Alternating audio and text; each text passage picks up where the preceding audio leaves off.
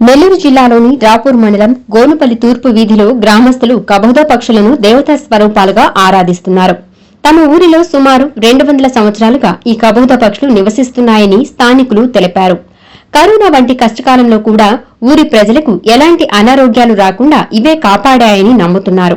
అదేవిధంగా ఇవి నేలపై నిలబడకుండా కాళ్లతో కొమ్మలకు వేలాడతాయని, ఆహారం తీసుకోవడం, వ్యర్థాలను విసర్జించడం నోటి ద్వారానే జరుగుతుందని, అలాగే ఈ పక్షులు సాయంత్రం 6 నుంచి ఆ చెట్టు వద్ద ఉండవని తెలిపారు.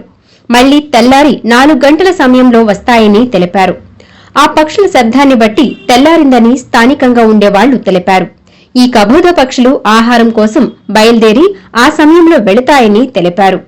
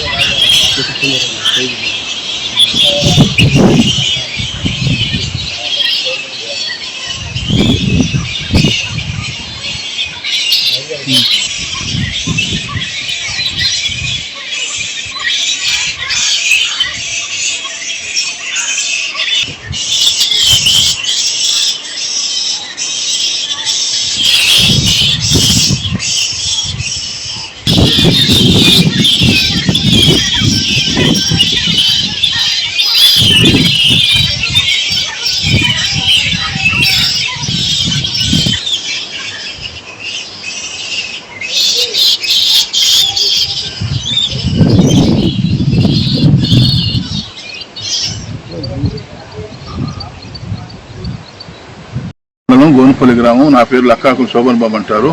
ఇక్కడ మా గోనుపల్లి గ్రామంలో తూర్పు వీధి వద్ద ఉన్న చింత చెట్టు మీద సుమారు 200 సంవత్సరాల నుంచి, అనగా మా తాత ముత్తాతల కాలం నుంచి కూడా ఈ కపోత పక్షులు ఉంటున్నాయి. వీటిని మేము కపోత పక్షులు కూడా దేవతా పక్షులుగా పరిగణిస్తూ నిద్రలేసింది మొదలు ఎక్కడికైనా ప్రయాణం అయిపోతున్నా కూడా నిద్రలేస్తానికి కూడా ముందు వాటిని చూసుకొని మేము మా యొక్క జీవన కార్యక్రమాన్ని ప్రారంభిస్తుంటాము.